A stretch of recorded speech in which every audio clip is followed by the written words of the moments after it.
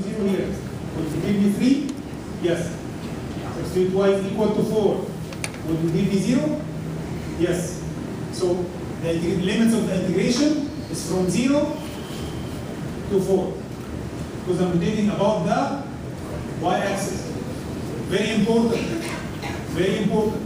When rotating about a specific axis, the limits of the integration must come from this axis of rotation. Because if this same triangle, you rotate it about the x-axis, you'll end up with a different cone. It has a different surface area. Okay? The limits of the integration is coming from what? The axis that you are rotating about. So expressing this function, in terms of the axis that I am rotating about. The formula is actually very similar to the formula that we had last time. The formula is very similar to the formula we had last time. This is the new part. That's the formula that we saw last time. That formula would give me the what? Length of the curve. Imagine that this is a cylinder. Imagine that this is a cylinder. This is just an integrating constant.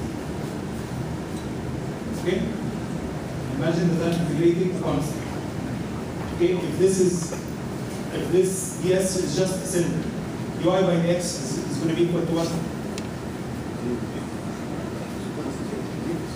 Huh? 0? I would say that if this is just a horizontal line, dy by x would be what? 0. Okay? So this is 0. So square root of 1 is 1. So the integration of 1 dx from the beginning to the end is simply what? The height of that cylinder. And if you multiply it by the circumference, it will give you the surface area of that cylinder. Okay, so in the special case that this is a cylinder, that formula will actually give me the surface area of the cylinder. Now that it's a curve, it's not a straight line, we know how to estimate the length of the curve. We multiply the length of that curve times the circumference, again, integrate, and that's it. Get the surface area. Yes, sir. ليه هنا ما قلناش ان الثيكنس هو دي واي؟ This is the dummy variable for integration. I can integrate over t, I can integrate over u, I can integrate over any variable. As long as I have the right limits of the integration. خدنا substitution المرة اللي فاتت. We talked about substitution. The name of that variable is immaterial. As long as I have the right limits of the integration, and again, that will give me the circumference of this circle, when y is equal to 0, and the circumference of the circle when y is equal to 4. So I'm integrating actually this function. That's why I substituted for x instead of y. احنا اخدنا هنا من الثيكنس بتاع الاليمنت دي اس اللي هو الليمت بتاع الار او الليمت بتاع الكيرف في الحته دي صح؟ طب ليه ما اخدناش اصلا ان الثيكنس دي واي؟ Somebody answer him. Why didn't we take the thickness to be equal to dy? عشان الناس بدأوا. What happened to dx? Why didn't you take the? Why didn't you object to this here? Why did you agree with me that the length ds is equal to the square root of dx plus dy squared? Why didn't you say it's just dy?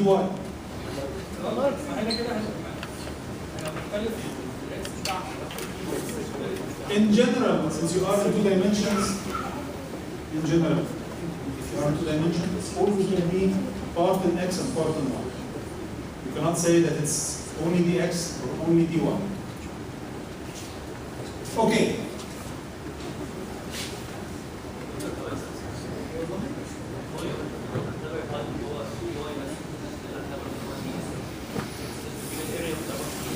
طيب when we used to calculate volume, again, it's useful to remind ourselves why are we doing this? Why are we doing these integrations? These integrations is simply the addition of smaller infinitesimal elements. When we started talking about integration and we drew that curve and we divided the area under the curve by smaller rectangles, and we said that the area of one simple rectangle is delta x, its width times f of x, which was the height of that rectangle. So delta x times f of x at this point plus another delta x times f of x at the next point, and so on. If you keep adding the area of these small rectangles one by one, we end up with the area under the whole curve. And at the limit, when this delta x goes infinitesimal, and that summation becomes integration. So if I'm taking the area between two curves, same concept. What happened when we move to volume? Remember the pyramid. The pyramid, I said that the base of the pyramid times the height. This was the slab. We took a slab, قلنا هرم سقارة versus هرم تمام؟ هرم سقارة ده ناخد سلمة منه. سلمة منه دي عبارة عن الحجم بتاعها عبارة عن إيه؟ The area times the height of that step. The area, which was a square, x squared times the height, dx. If you integrate x squared dx, you will get x cubed over 3, which is the height of the pyramid according to the formula that we know about the height of the pyramid. If that body is formed from revolving a curve around an axis, then we took it as a disk. The volume element here is the volume. Element is the volume. What's the volume of that thin cylinder? The area of its base times its height. I'm adding volumes to each other. Adding the area of the base times its height. The difference here, okay, in that formula that I was just seeing right now, okay, I'm adding circumference times length. The other one, I was adding area times height. So, the integration is the integration. Integration is adding smaller elements. These elements were surface area, the total would be total surface area. If these elements were volume, the total would be the volume. Okay? Clear as mud. Good.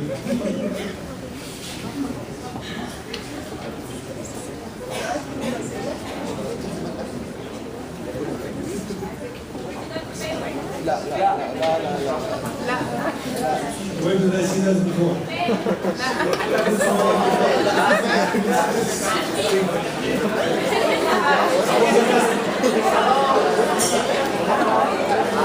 So,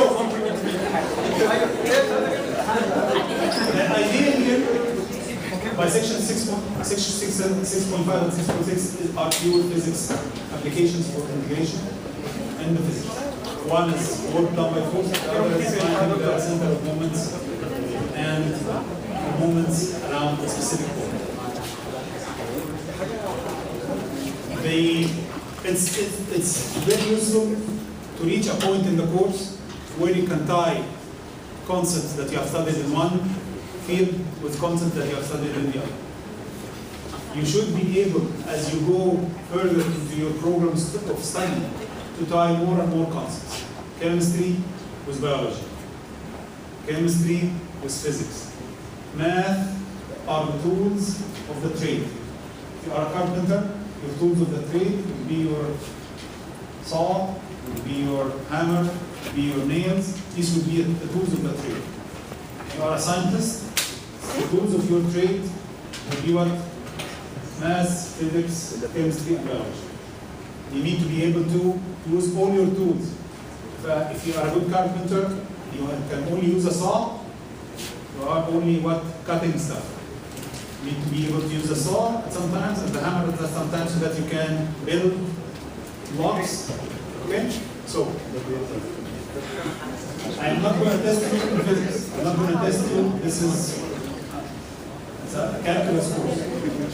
I'm not interested in reviewing what you already know in physics. I just want to tie these concepts. I just want to tie the concepts together. So, a spring, and I'm integrating, since that spring, the force that's exerted by the spring on the body is not constant, then when I'm evaluating the work done by that force, I need to use integration. When you were in high school, you assume that force isn't variable. So you just used to do what? Multiplication. Now we are sophisticated and we can do integration. One step further, you will find that this force actually has different components in different directions. Has a component in dx and has a component in dy. Or if you are talking about electrical forces, which is again in the next term, a charge will give you a three-dimensional field. Okay? In x and y and in z. If you want to know the work done in a variable charge field, you will have to integrate over several axes. You have to integrate over x, y, and z. This is actually the next term.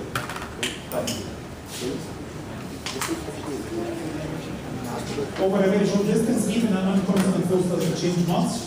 So the work becomes f of x dx. If we add up, then the work is equal to the integration of dx. And the question that we have,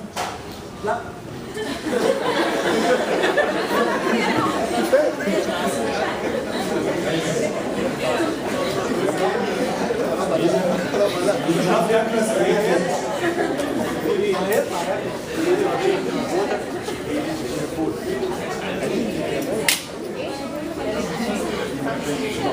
Wrong day for this.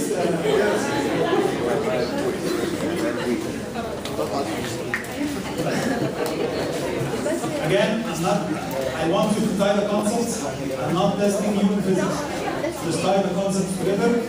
Section 6.5. Section 6.6 is for you to understand conceptually. Just the concepts associated with them. Section 6.5 and 6.6, you just need to understand what?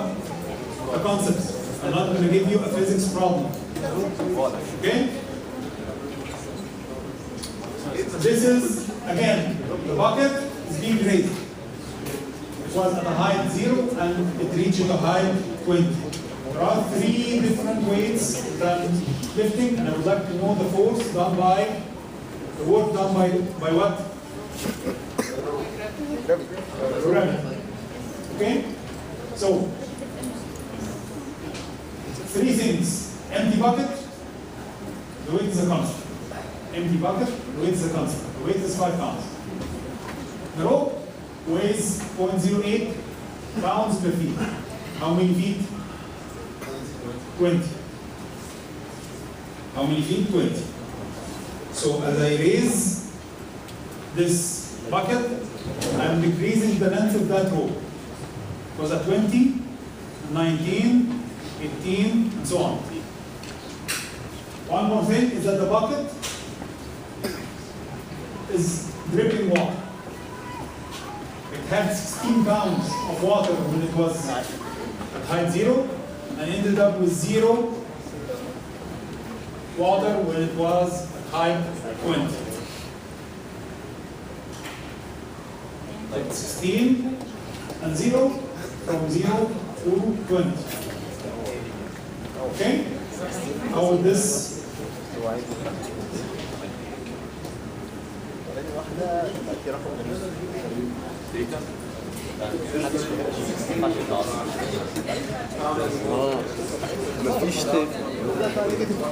Yeah, just the weight of the water was, if I went from 0 to 20, I had 16.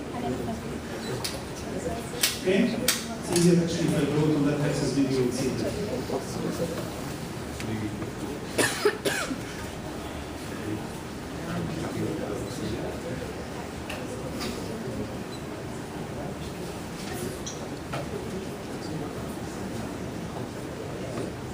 From 0 to 20, I started with 16 and I ended up with 0. Okay? The water is decreasing at a constant rate. This is the amount of water. That curve represents the amount of water inside the bucket. That curve represents the amount of water inside the bucket. Can somebody give me an equation for this curve?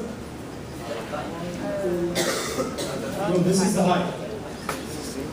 This is the height.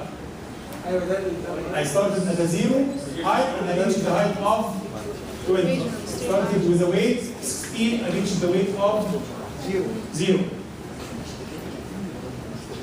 At a constant rate. This is a straight line.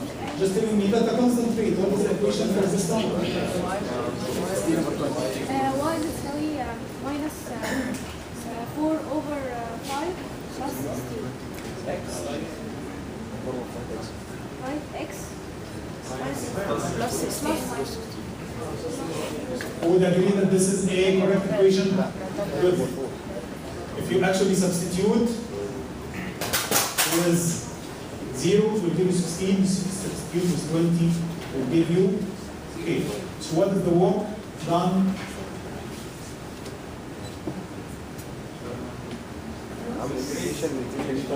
On the water only, I have 3 things. I'm lifting the empty bucket, which is 5 pounds.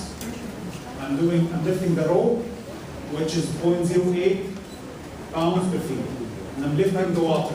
The water has this type of equation. If I integrate this, what would be the limits of the integration? Huh?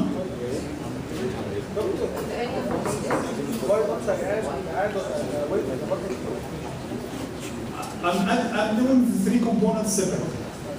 I'm doing the weight of the bucket by itself, the rope by itself, water by itself. Okay? Then each one of them doesn't affect the other 2.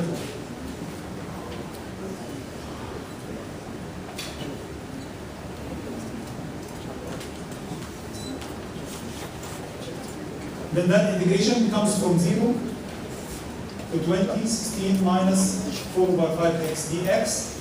And that actually is a very simple integration, and it's going to give me 160 foot-pound. This is the water. The previous one was the bucket. Since the bucket is simply a constant, I simply multiply the weight times the distance. The last thing that I would like to see is what the rope. The equation for the rope now is that each time I decrease it by 1, it decreases 0.08. Okay? So when I was at 0, the weight of the rope was what? 20 times 0.08. When I was at 1, it was 19 times 0.08. At 2, 3, 4, 5, 6, and so on, I'll end up with what? At 20. This is 20 minus 20, then the entire thing is now on. Integrating this one, again, is very simple, and I get 16 foot-pounds. Total is 100, which is the empty bucket, 160, which is the dripping water, 16 for the rope, and this is the total 4.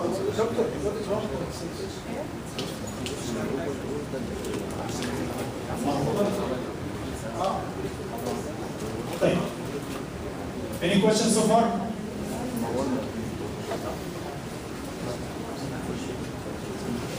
Any questions?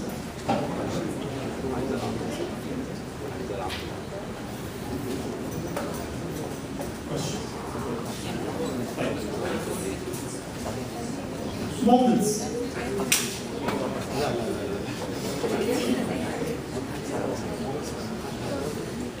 Okay. If this is a mass M1 and this is a mass M2, okay, and this is the distance d1, and this is the distance d2. What is the total moment?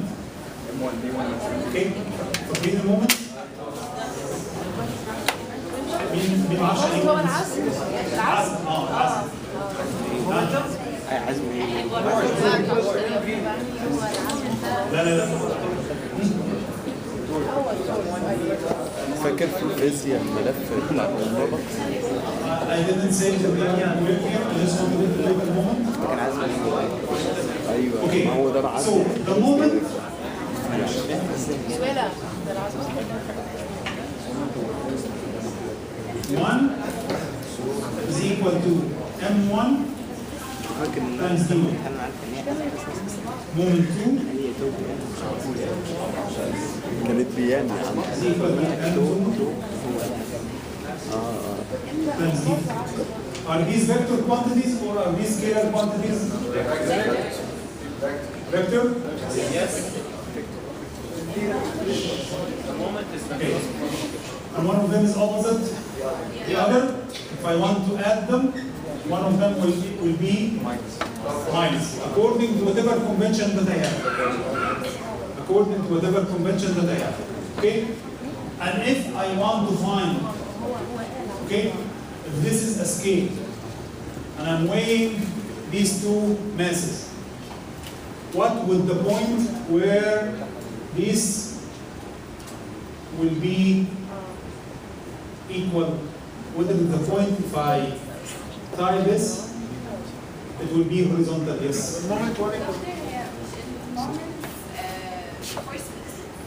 Mhm.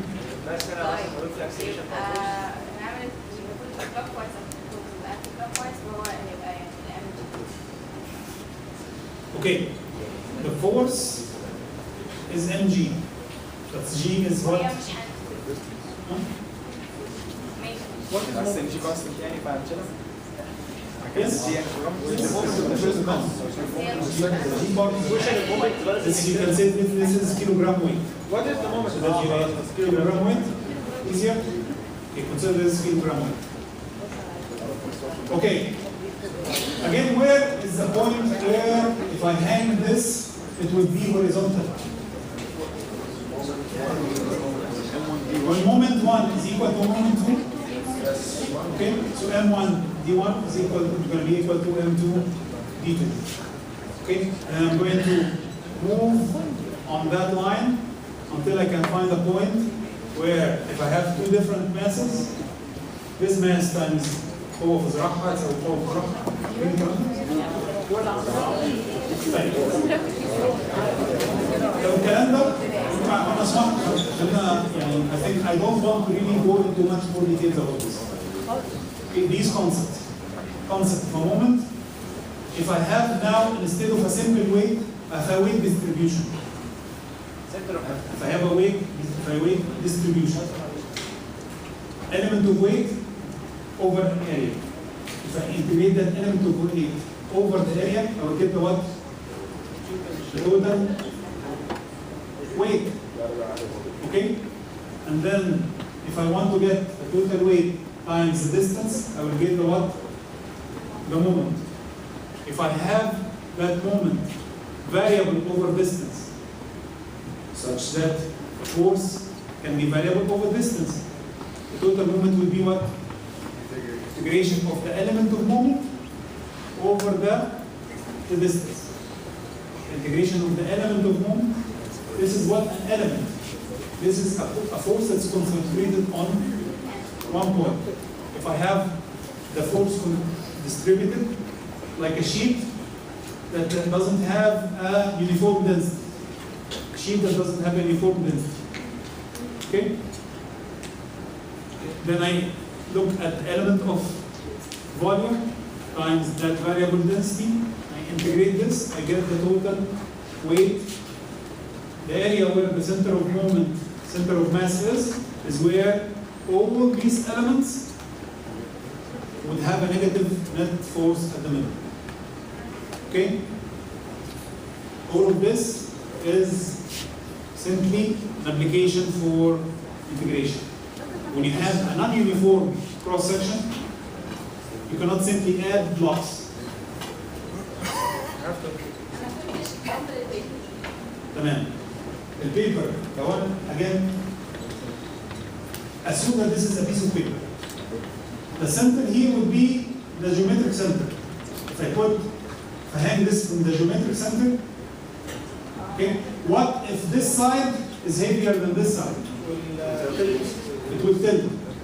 Then where is the point where all the forces add up to 0? Can I get this by adding and subtracting? No, the answer is no, because this is non-uniform. Okay, some parts of it are heavier than the other. I need to add smaller elements. Now, this is the concept that I would like you to learn, guys. This is the concept. When I'm adding infinitesimal elements, that should relate in my head to what? Integration. These infinitesimal elements are elements of what? Weight. The weight on this side is bigger, for whatever reason. Okay? Then I see what the infinitesimal element is. Integrated over the area. On the other side, I see what the element is integrated over the area. See where these cancel each other. And this is the new center of mass. Okay? If they are distributed weights like this, I have mass 1, mass 2, mass 3 on this side, mass, each one with a distance, mass 4, 5, and 6 on this side, each one with a distance. Sigma mass times distance on this side must be sigma mass by distance by this side. And I calculate what these distances to see where they are all is going to be equal to 0. Do you see that sigma? Sigma of 4 discrete ones. If I have a continuous distribution, the sigma turns into integration.